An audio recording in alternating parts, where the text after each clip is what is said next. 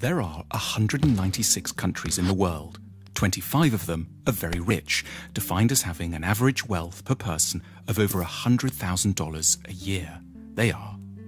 But far more countries are quite poor, and some, which we're considering here, are very, very poor. These are the 20 poorest countries in the world, where the per capita wealth is under $1,000 a year, or under $3 a day.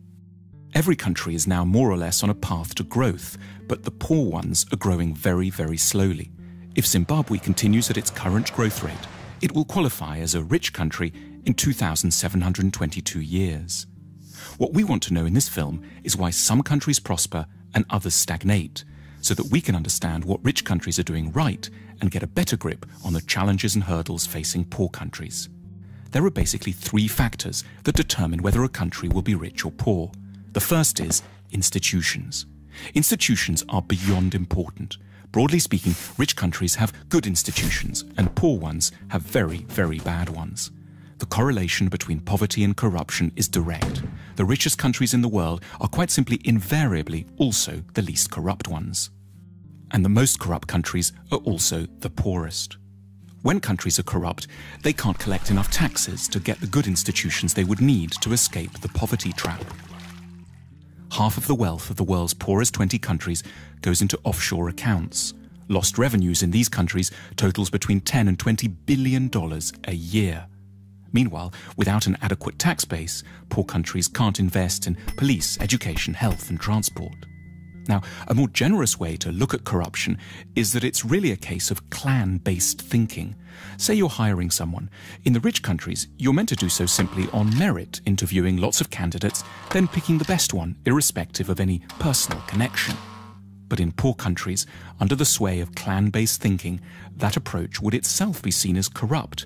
It's your duty to disregard the so-called best candidate from an anonymous bunch in order to pick someone from your own team, your uncle, your brother, your second cousin, the guys from the same tribe. As a result, poor countries don't allow themselves access to the intelligence and talent of the whole population. There's a second thing that keeps countries poor: culture. What goes on in people's minds, their outlooks and beliefs. A striking statistic pops up here in relation to religion. If there's one generalization you can make about religion and wealth, it's that the less people believe, the richer they stand a chance of being. 19 of the richest countries in the world have 70% or more of their populations saying that religion is not at all important to them. The exception here is, unsurprisingly, the United States, which manages to combine great religiosity with huge wealth. More on that in a second. And conversely, the poorest nations in the world are also extremely believing ones. Here's how many people think religion and the supernatural is deeply important in the following countries. In the world's poorest country, simply everyone is a believer. Why is belief quite so bad for wealth creation? Because in general, religiosity is connected up with the idea that the here and now can't be improved, so you should focus on the spiritual and look forward to a next world instead. It makes quite a bit of sense when you live here. In the rich world, on the other hand, people are generally great believers in their capacity to alter their destiny through effort and talent. Incidentally, to explain the anomaly of the United States, religion seems not to slow down economic growth here because it's a particular sort of religion, an overwhelmingly Protestant and exceptionally materialistic kind. The American God doesn't want you to think of building the New Jerusalem in the next world. He wants it here and now, in Kansas or Houston. There's another big factor that determines the wealth and poverty of nations: geography. Poor countries are overwhelmingly located in the tropical regions. This isn't a coincidence. Life is, in many ways, simply far, far tougher there. The problems begin with agriculture. Tropical plants are generally a lot less packed with carbohydrates. Poor countries have worse soil too. Also, and perhaps surprisingly, a tropical climate can be disadvantageous to photosynthesis. Historically, a key determinant in the likelihood of societies growing rich was their possession of large domesticated animals, such as horses and oxen, which liberated a huge part of the workforce from having to plough by hand. But in tropical Africa, domesticated animals have throughout time been devastated by a further appalling scourge, the tsetse fly. This small fly, exclusively present in Africa because of its heat and humidity, knocks out animals on an enormous scale, making them sleepy or inactive, and has had a profound effect on the ability of Africans to develop technology, increase agricultural productivity, and amass wealth. It isn't just plants and animals that suffer in the tropics. In the middle latitudes, humans are open to a terrifying array of diseases, including 100% of low-income countries are affected by at least 5 tropical diseases simultaneously. The magical temperature, which has helped to make rich countries rich, is 16 degrees centigrade. However superficially unpleasant, that drop below 16 degrees as autumn starts to bite is quite literally a foundation stone of civilization. Geography also encompasses transport, and poor countries are on the whole very badly connected. Landlocked Bolivia and semi-landlocked Paraguay are the poorest nations in South America. Africa has only one major navigable river, the Nile, and hosts 15 landlocked nations, 11 of which have average incomes of $600 a year or less. Not coincidentally, the poorest country in Asia, Afghanistan, is also landlocked. Then there's the matter of natural resources. Natural resources like oil or precious metals can be real trouble, and paradoxically, poor countries tend to have them in spades.